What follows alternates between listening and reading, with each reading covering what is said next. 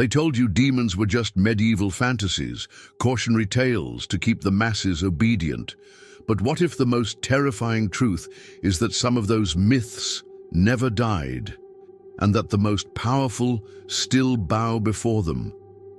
Imagine discovering that kings, rulers, and elites have carried out forbidden occult rituals for centuries, not in the name of faith, but in the name of control. And at the heart of these rituals is a single mask of desire and obsession, an entity whose shadow refuses to fade.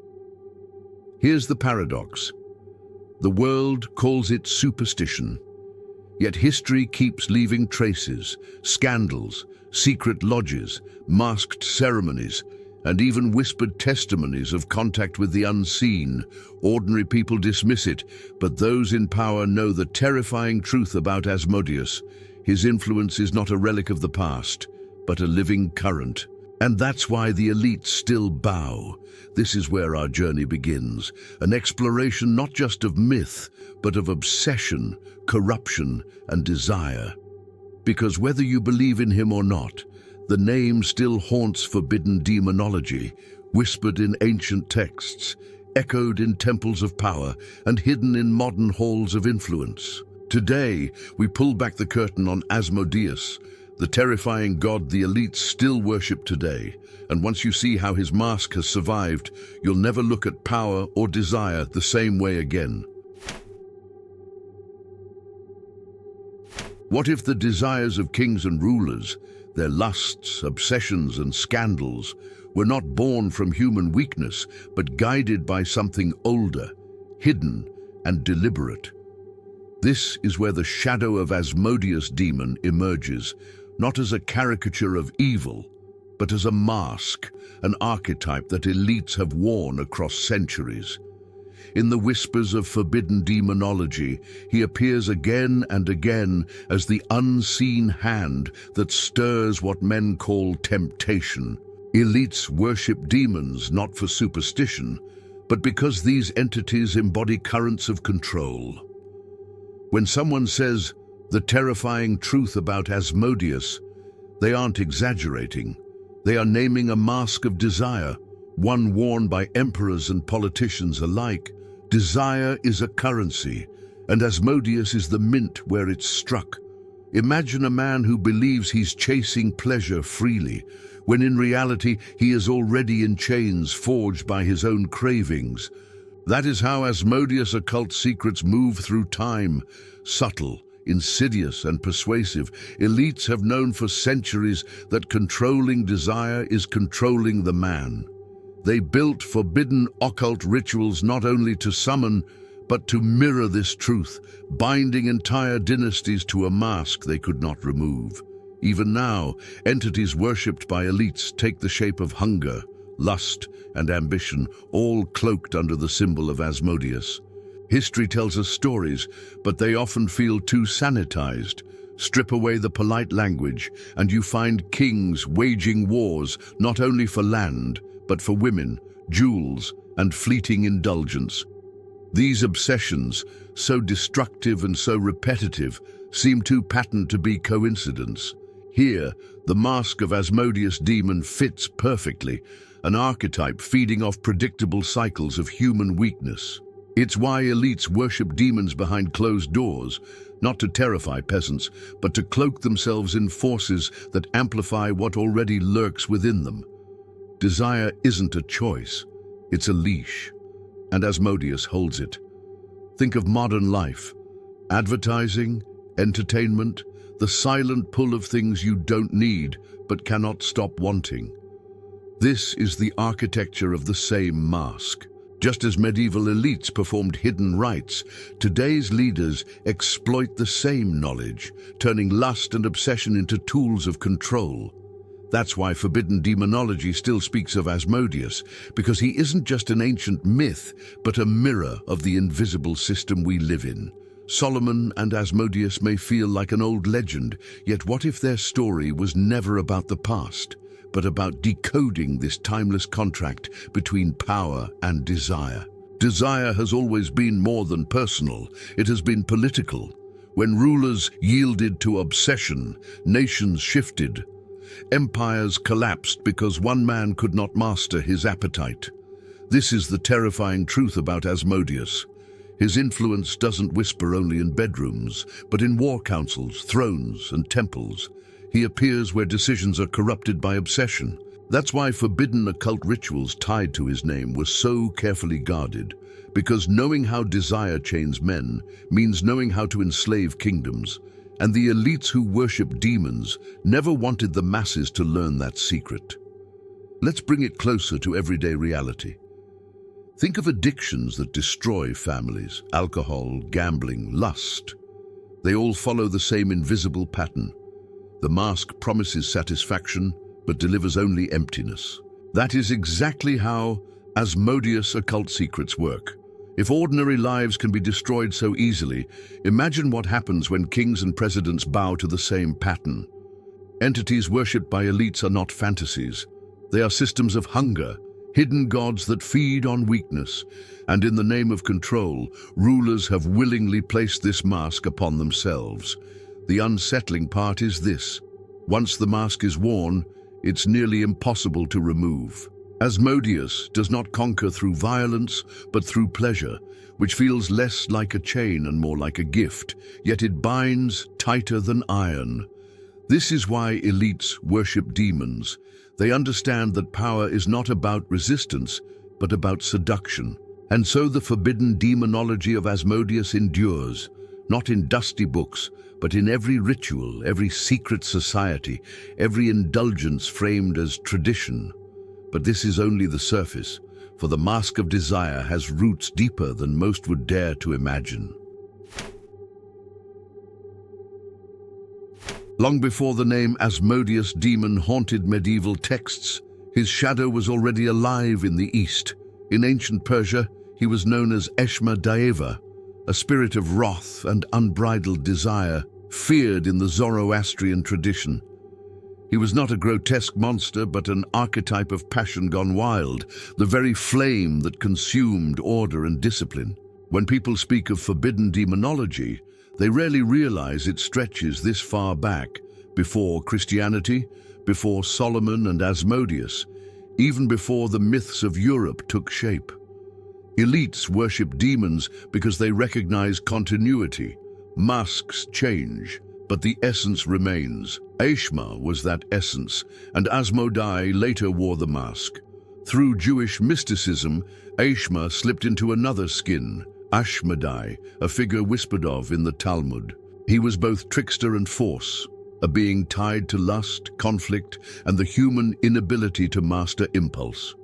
Scholars of forbidden occult rituals will tell you that this transformation is not random, but strategic. Archetypes migrate, adapt, and attach themselves to the cultures they pass through. Entities worshipped by elites survive not by staying the same, but by evolving. That's why the terrifying truth about Asmodeus isn't only who he is, but how he moves, like a current beneath civilizations, never fully visible yet always present. Think about how myths travel. The Greek gods reshaped the Egyptian ones, Roman culture absorbed Greek deities, and Christianity borrowed imagery from everywhere it touched. In the same way, Eshma morphed into Ashmedai, then into the Asmodeus demon feared in Europe. What connects them is not the costume, but the underlying archetype, wrath fused with desire, the flame that consumes kings and peasants alike. Elites worship demons like this not because of loyalty to a single form, but because they understand the mechanics of control never change. Wrath, lust, greed, these are eternal tools, and Asmodeus embodies them all. When medieval scribes wrote of Asmodai, they weren't inventing from scratch. They were inheriting centuries of whispered fear. That's why Asmodeus worship wasn't seen as an isolated cult. It was part of a chain stretching back to the East, where forbidden demonology had already mapped out how human desire could be turned into a prison. Solomon and Asmodeus later became a legend, but the roots were older. The elites knew, as they always know, that to control the masses, you must first learn to control desire. And so, Asmodeus' occult secrets became woven into religion, politics, and hidden rites. Consider this: when you trace Asmodeus across cultures, you don't just see a demon, you see a mirror of humanity's oldest struggles. Addiction, obsession, violence, all tied to the same force that Ishma represented thousands of years ago. That's why entities worshipped by elites have such staying power. They are not random spirits, but reflections of what humanity cannot outgrow.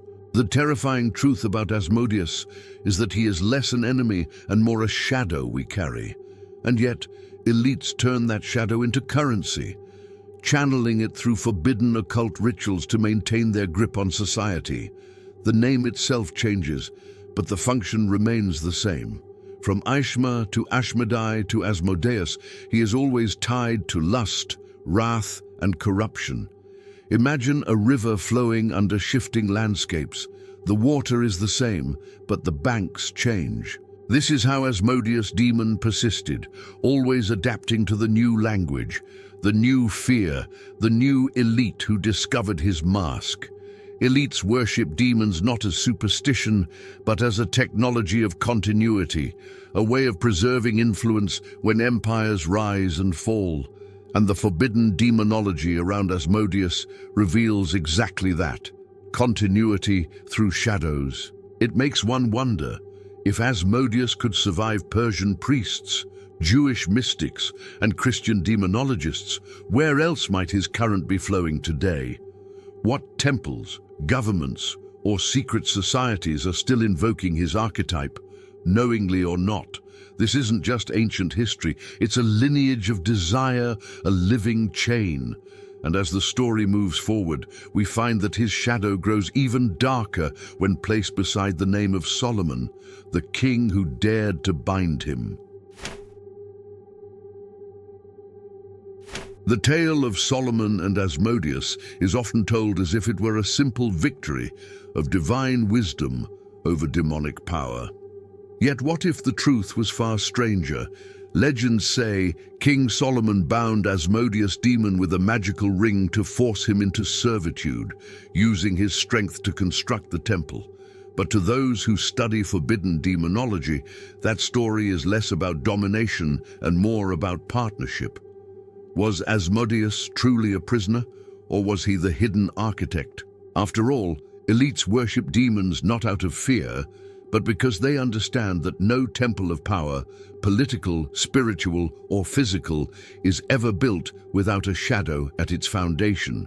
Imagine the irony: the holiest site in Israel's history, the Temple of Solomon, possibly infused with the essence of Asmodeus' occult secrets.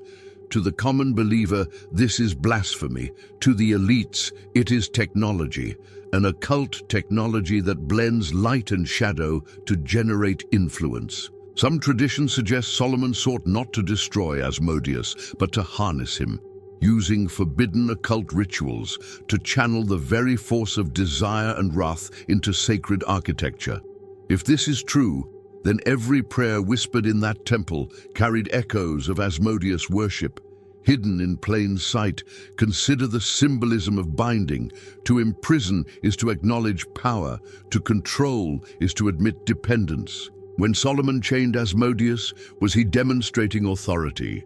Or was he signaling that the temple could only be completed with a union of divine order and demonic chaos? Elites throughout history have understood this paradox. Entities worshipped by elites are not discarded after conquest, they are assimilated. That is the terrifying truth about Asmodeus. Even under chains, he shapes reality. His presence doesn't vanish because of a seal. It seeps into the walls of power itself. There's also the riddle of the temple's permanence. Structures of stone crumble, yet legends endure. Why is the story of Solomon and Asmodeus still alive thousands of years later? Perhaps because it reveals a secret the elites never abandoned: that desire, wrath, and lust are the invisible foundations of authority. To the masses, the temple was divine. To those in hidden lodges, It was proof that forbidden demonology was inseparable from sacred order. The elites worship demons because they believe their energy must be woven into the architecture of dominance. Let's bring it down to an analogy anyone can grasp. Imagine building a life of success, but using temptation as cement. Every time you get ahead, you lean on a craving, a shortcut, a hidden vice. You might rise faster, but eventually those cracks show. This is what Solomon risked when binding Asmodeus. Yes, the temple rose in glory, but what shadows did it unleash across generations? The same pattern repeats today. Forbidden occult rituals hidden behind political pomp, temples of finance built on Asmodeus' occult secrets, leaders bound not by faith, but by appetite. Some rabbis and mystics even hinted that Solomon grew dependent on Asmodeus' power, blurring the line between master and servant. If true, the legend becomes less about imprisonment and more about entanglement. This is why elites worship demons, not because they love servitude, but because they know desire can be harnessed as a weapon. Entities worshipped by elites are never truly locked away. They are partners in the dance of control, and perhaps Solomon understood this better than anyone. The real question isn't whether Solomon conquered Asmodeus, but whether Asmodeus conquered Solomon.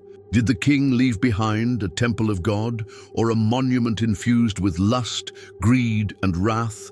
The terrifying truth about Asmodeus is that even in defeat, he leaves fingerprints on the stones of history. And this legacy didn't end in ancient Israel. It became a blueprint for how future elites would mask Asmodeus' worship in their own temples of power.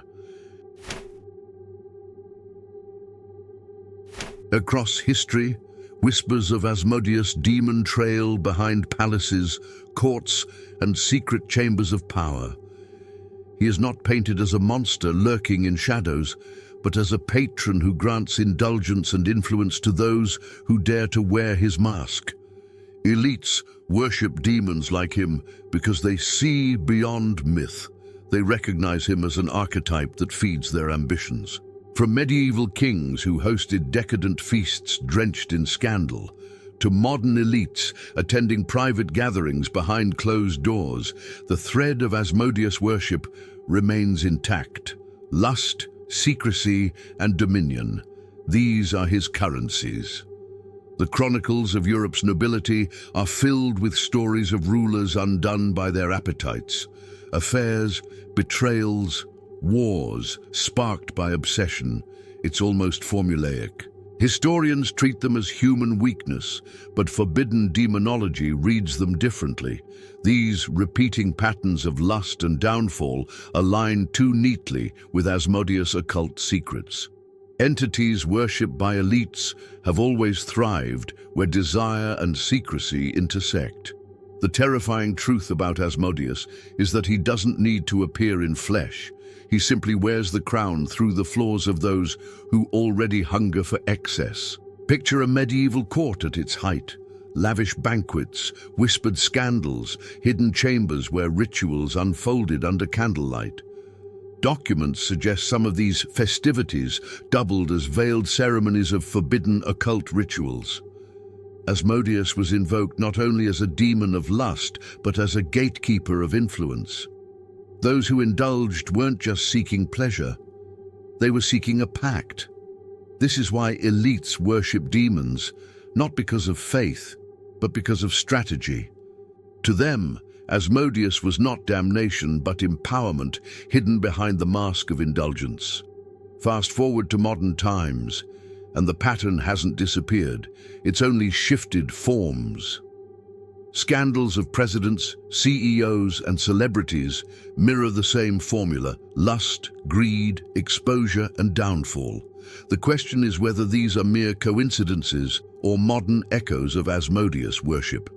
Forbidden demonology insists that archetypes persist, even if rituals change their names. Whether in medieval castles or skyscraper boardrooms, entities worshipped by elites feed on the same vices, and each time the powerful fall, it looks eerily like history repeating a pact they cannot break. It's almost comical in a tragic sense, how rulers throughout the ages believed they were untouchable, only to be undone by their own indulgence. A king could withstand armies, but not his craving for forbidden desire. A CEO can control markets, but not his appetite for scandal. This is the terrifying truth about Asmodeus. He rules not by force, but by exposing the weaknesses elites believe are their privileges. He whispers, "You deserve this," until indulgence becomes a leash, and the leash always pulls tighter than expected. Think of it this way. The elites who gather in secret lodges or private estates often hide behind symbolism, masks, robes, elaborate feasts. To the public, it's eccentricity. To those who study forbidden demonology, it's ritual. These are the echoes of Asmodeus' occult secrets, woven into celebrations that appear harmless but conceal invocation. Elites worship demons in ways that outsiders might dismiss as spectacle. But those acts are deliberate, each indulgence a transaction, each ritual a contract, binding power to appetite. And yet, the question lingers. Are these elites masters of the mask, or has the mask mastered them? History suggests the latter. From thrones lost in scandal to dynasties collapsing under corruption, Asmodeus' worship has left a trail of ruin dressed as privilege. His dominion is not brute force, but seduction, wrapping chains in silk. And this shadowy patron of the elite is not finished. His influence deepens in the architecture of desire, where vice itself becomes the throne. Asmodeus does not rule through swords or armies. His dominion is far subtler. His empire is built on cravings, obsessions, and the chains people forge with their own hands. This is the terrifying truth about Asmodeus. He is a master architect of invisible prisons. Unlike fortresses of stone, his prisons are built from addictions that feel like pleasures. Elites worship demons like him because they understand that true control doesn't require force. It requires desire. Asmodeus' occult secrets show that when a man believes he is free while chasing lust or greed, he is already in captivity. Think of it in everyday terms. When someone can't stop scrolling on their phone, chasing likes and attention, that's a micro version of Asmodeus worship. The chains don't feel like chains because they sparkle with pleasure. Elites weaponize this knowledge, embedding Asmodeus' architecture of desire into culture, politics, and even commerce. Entities worshipped by elites feed not only on ritual offerings, but also on the billions trapped in compulsions they barely recognize. That's why forbidden demonology warns, the most effective prisons are the ones you can't see. Addiction is the blueprint, and pleasure is the brick. From gambling halls in ancient times to digital casinos on your smartphone, the structure is the same. Asmodeus' demon thrives where people can't stop feeding their hunger. And the elites know this too well. They harness vice as a system of control. This is why forbidden occult rituals weren't just about lust. They were about amplifying desire until it became a leash. Whether in a king's court or a corporate tower, Asmodeus' occult secrets show that whoever controls appetite controls the man. Imagine a leader who believes his vices are private, hidden away from his subjects. In reality, those very weaknesses are strings others pull. History is littered with examples. Rulers manipulated through affairs, bribes, or indulgences. Each one thought he was enjoying freedom when he was being shackled tighter by Asmodeus' architecture. The terrifying truth about Asmodeus is that his dominion thrives in secrecy, because once a man is ruled by appetite, he becomes predictable, and predictability is power. That's why elites worship demons like him.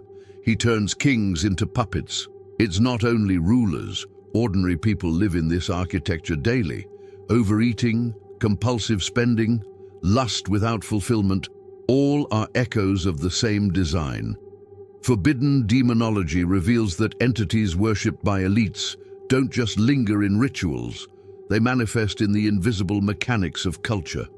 If Asmodeus rules through vice, then every advertisement promising satisfaction, every indulgence disguised as luxury, becomes a modern altar. The worship is subtle, but it is still worship, and the mask of Asmodeus remains intact. There's something deeply unsettling here. Asmodeus doesn't need your belief to rule you. He doesn't demand loyalty or prayers, he demands participation. Each indulgence, each repetition of a craving, tightens the invisible bonds. That's why the terrifying truth about Asmodeus isn't confined to myths of Solomon or medieval grimoires. His occult secrets are alive, embedded in everyday habits, reinforced by elites who exploit these weaknesses. And once you realize that, it's hard not to see his fingerprints everywhere. But here lies the hidden twist. If Asmodeus builds prisons from desire, then what happens when desire itself becomes insatiable? When even the rulers who think they command him find themselves endlessly hungry, chasing pleasures that never satisfy? That is where the architecture of desire collapses into ruin, and where the flame of Asmodeus begins to consume the very souls it ensnares. Those who step into the current of Asmodeus' demon rarely see the price at first. Power feels intoxicating, desire feels limitless, and indulgence feels like freedom. Yet forbidden demonology warns that these gifts are poisoned chalices. The terrifying truth about Asmodeus is that he doesn't give, he consumes. His worship is not a feast where man eats, but a ritual where man is devoured. Elites worship demons like him because they crave influence. But the bargain is cruel. Every indulgence drains the soul, leaving behind only hunger. The more you feed, the emptier you become. Imagine the powerful man who gains everything, wealth, lovers, status, yet cannot sleep at night. He lies awake, not because he lacks, but because his appetite never quiets.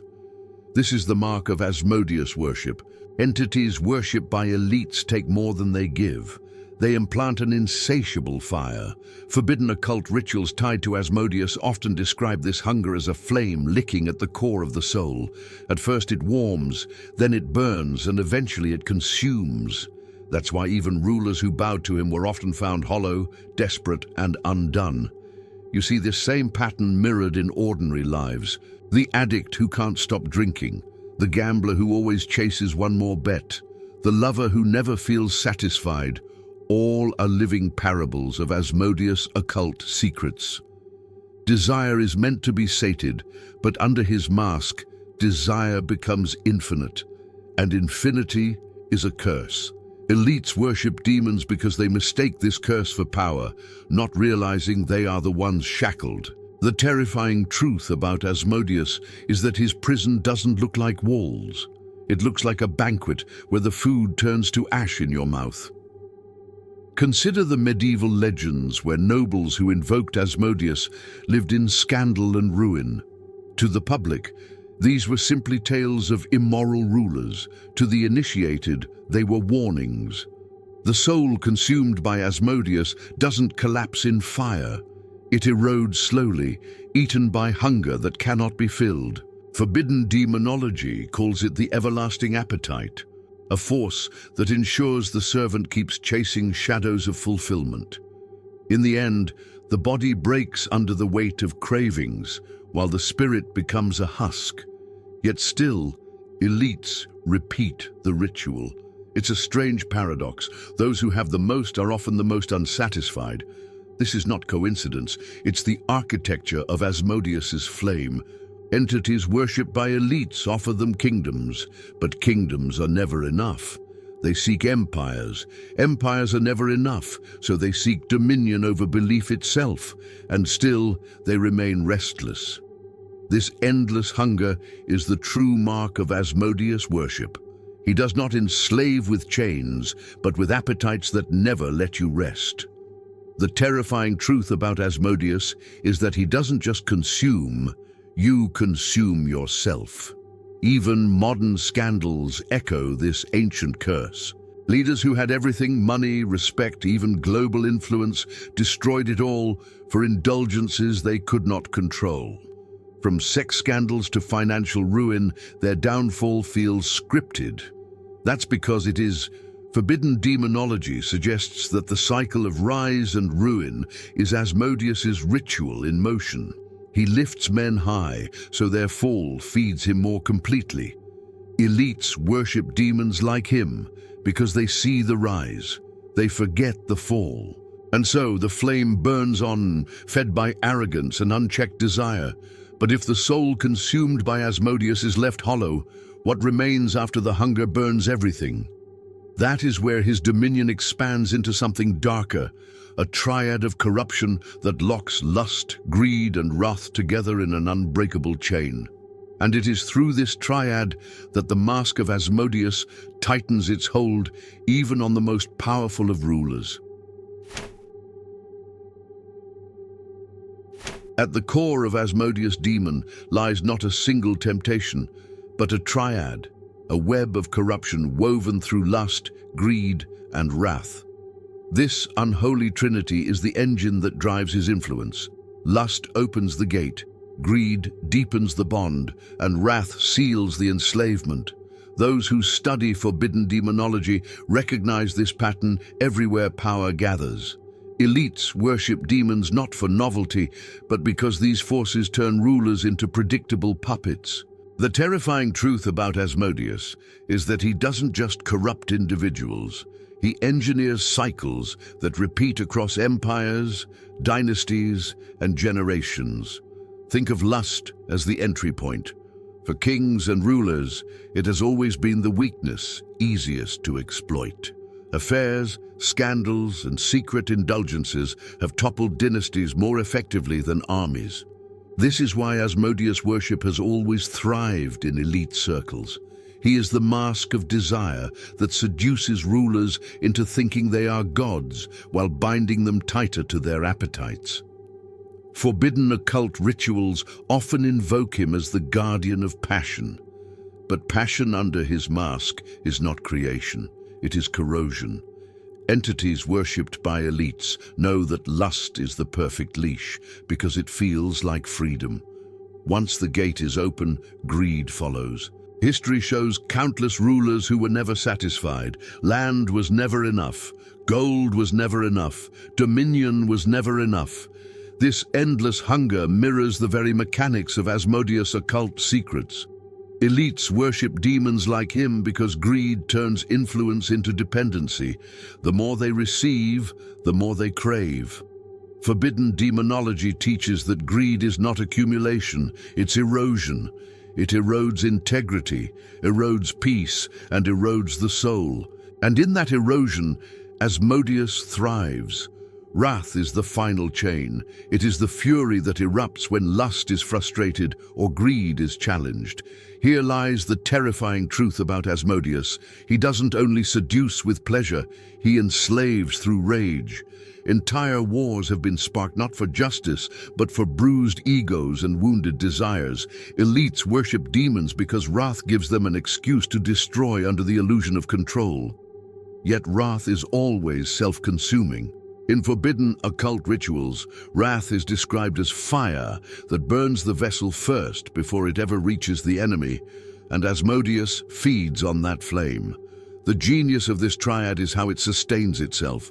Lust leads to greed, greed leads to wrath, and wrath cycles back into lust for domination or revenge. It is a closed loop, a self-perpetuating system. Asmodeus' demon doesn't need to whisper constantly, he only needs to set the cycle in motion.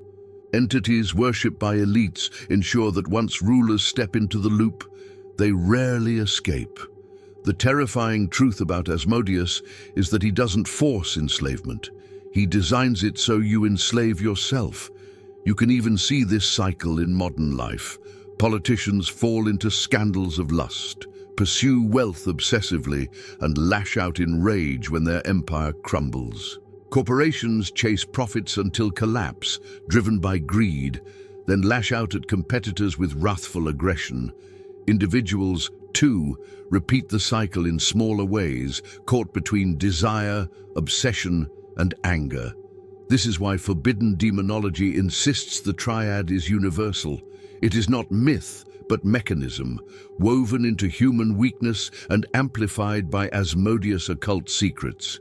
And so the triad doesn't just explain corruption, it explains endurance. Asmodeus thrives not because he conquers, but because the cycle of lust, greed, and wrath repeats endlessly. It is the formula elites exploit and embody, the hidden key to their secret rites. Yet behind this triad lies something even more disturbing.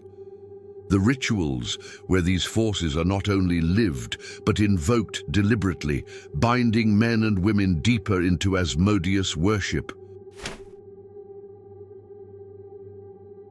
Behind closed doors, in chambers where the public is never allowed, whispers of forbidden occult rituals tied to Asmodeus still echo. These gatherings are often disguised as celebrations, masked balls, or exclusive meetings of the powerful. Yet those who study forbidden demonology know better. They are invocations, precise and deliberate. Elites worship demons like Asmodeus, not because they crave superstition, but because they believe his presence amplifies their influence. The terrifying truth about Asmodeus is that his worship is not buried in dusty grimoires. It thrives in living ceremonies where desire itself becomes the offering. Historical grimoires such as the Testament of Solomon and later occult manuals describe invocations where Asmodeus' demon is called not only for lust but for dominion. The elite understood that these rituals were never about summoning a grotesque figure with horns. They were about accessing Asmodeus' occult secrets, bending desire into a current that could be directed like a weapon. Even masked ceremonies in Renaissance courts mirrored this structure. Excess indulgence and secrecy cloaked invocations to entities worshipped by elites. The public saw spectacle. Insiders witnessed contact with the unseen. Consider the symbolism of masks. On the surface, they hide identity. On a deeper level, they allow possession, participants becoming vessels for archetypes beyond themselves. When elites don ornate masks during secret rituals, they are not just hiding, they are inviting. Asmodeus worship thrives in these veiled performances where lust and secrecy combine into invocation. Forbidden demonology insists that such rituals are not theater, but transactions. Each indulgence, each vow, each symbol carved into the space is a currency exchanged for influence. Even in modern times, reports of secret gatherings, lavish parties for the powerful filled with excess and strange symbolism mirror the same formula. Outsiders call them eccentric, insiders call them rites. Entities worshipped by elites do not demand temples, they demand intention. A ballroom can become an altar, a glass of wine an offering, a dance a prayer. The terrifying truth about Asmodeus is that he doesn't need fire and brimstone. He enters through pleasure wrapped in ritual, through indulgence framed as tradition. And while many dismiss these accounts as conspiracy, history provides patterns too strong to ignore. From Roman bacchanals to French aristocratic rituals, from medieval lodges to whispered modern gatherings, the blueprint remains unchanged. Indulgence as invocation. Asmodeus' demon is not conjured with lightning but with lust, not bound with chains but with secrecy. Forbidden occult rituals tied to him are less about spectacle and more about alignment, aligning human appetite with archetypal hunger. Elites worship demons because they see these ceremonies as systems of power, not superstition. It's worth noting how these rituals often blur the line between sacred and profane. A feast can be both a celebration and a rite. A private scandal can double as a deliberate invocation. This is the terrifying truth about Asmodeus. His rituals do not need to look demonic to be demonic. They thrive in ambiguity, in masks and whispers, in indulgence that looks like luxury. Entities worshipped by elites have always hidden behind such facades, knowing that the less people believe, the stronger their secrecy becomes. But here is the deeper question. Why do these elites still bow, still cloak themselves in rites dedicated to Asmodeus? If the price is hollow hunger, why risk everything? The answer lies not only in ritual, but in obsession. For to them, Asmodeus is not damnation, but technology, a system of control. And this obsession explains why his worship has never vanished, but endures in the halls of power to this very day. Why would the powerful, with wealth and influence already at their fingertips, still kneel before Asmodeus demon? The answer is unsettling. They do not see him as a monster, but as a mechanism, a hidden technology of control. Elites worship demons because they believe these entities are not superstition, but tools, archetypes that can be harnessed. In forbidden demonology, Asmodeus is less a figure of fear and more a system. Lust as leverage, greed as currency, wrath as enforcement. The terrifying truth about Asmodeus is that, to elites, he is not a risk, but a strategy. Consider how rulers have always needed more than soldiers to maintain their dominion. They needed loyalty, secrecy, and the ability to manipulate human weakness. Asmodeus worship provides exactly that. His occult secrets promise that those who understand desire can rule without swords. Entities worshipped by elites thrive because they turn vices into invisible chains. Pleasure becomes obedience, secrecy becomes silence, and hunger becomes loyalty. From the outside, it looks like corruption. From the inside, it looks like control.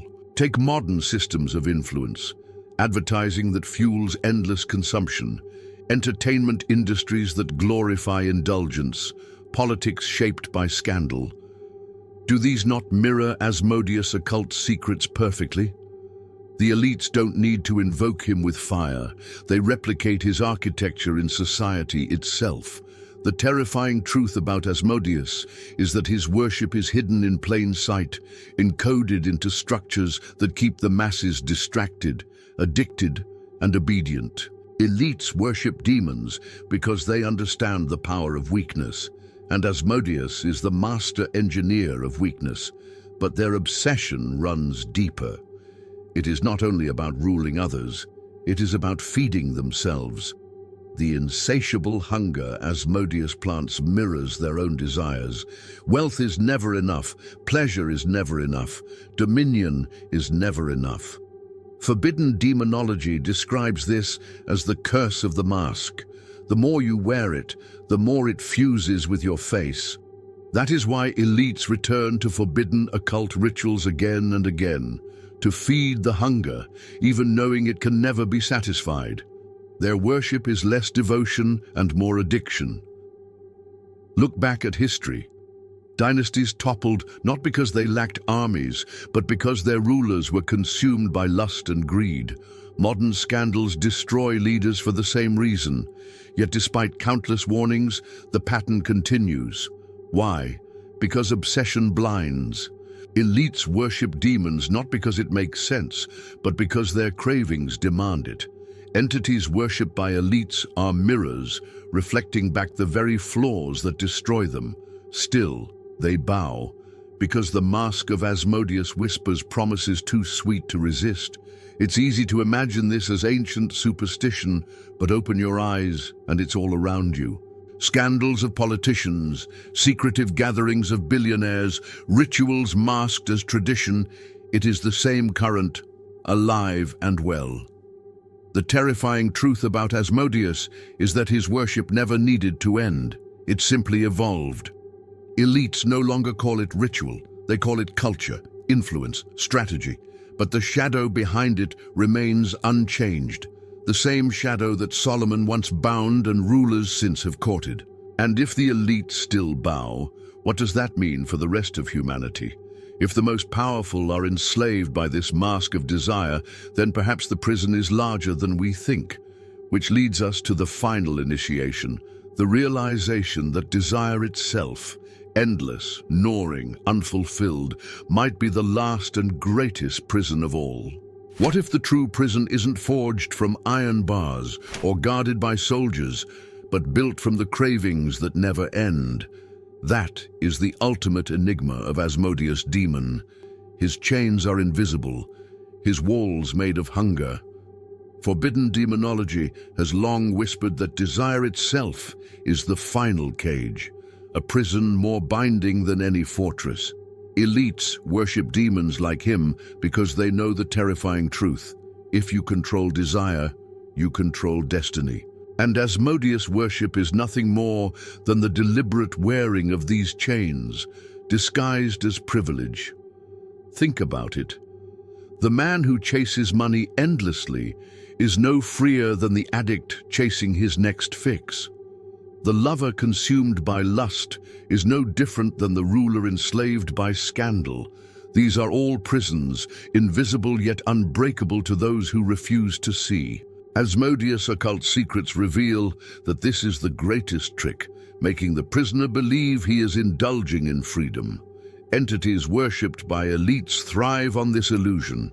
To the masses, it looks like luxury. To the wise, it looks like bondage. The Temple of Solomon itself becomes symbolic here. Was it a monument of liberation or a prison built with shadows? The story of Solomon and Asmodeus is not just history, it is a parable. Even the wisest king wore the mask, believing he was binding a demon while perhaps binding himself. Elites worship demons for the same reason. They mistake power for mastery, not realizing they are the ones mastered. The terrifying truth about Asmodeus is that he doesn't need to conquer. You conquer yourself in his name. In daily life, this prison is everywhere. People crave more food, more wealth, more pleasure, more recognition.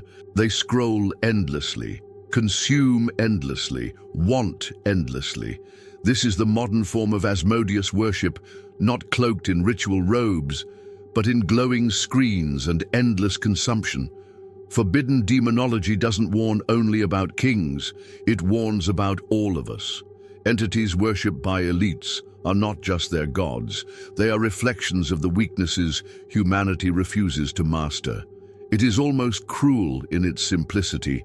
Desire promises fulfillment, yet delivers emptiness. And that emptiness drives the cycle forward. This is why elites bow to Asmodeus still today. They see him not as a curse, but as a system they can exploit. Yet in exploiting it, they remain trapped, addicted to the very hunger they project upon the world. The terrifying truth about Asmodeus is that his prison is not in some hidden realm. It is here now, woven into every insatiable craving. And so, the closing initiation is not about external demons, but about recognition. What if every unchecked desire is already a ritual, every indulgence already an offering? This is the final layer of Asmodeus' occult secrets. The elites may cloak it in forbidden occult rituals, but the reality is simpler. Humanity itself is the altar, and desire is the sacrifice. Entities worshipped by elites are not distant. They are fed every time a craving is obeyed without question. Which leaves us with the question few dare to ask: if desire is the last prison, then who among us is truly free? The answer waits like a shadow, urging us to look deeper, not at the elites who bow to Asmodeus, but at the mirror that reveals how we may already be bowing ourselves. Now that you've seen the terrifying truth about Asmodeus' demon, how his mask of desire has followed kings, rulers, and even the elites of today, the real question is, what will you do with this knowledge?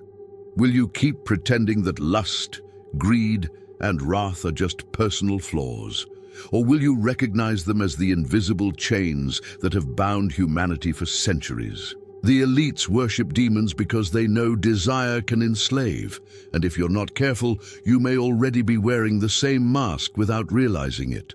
Ask yourself honestly, where in your life have cravings become chains? How many times have you chased pleasure, wealth, or recognition only to feel emptier afterward? These are not just habits, they are offerings. And whether or not you bow before an altar, your actions may already echo the same forbidden occult rituals the powerful perform in secret.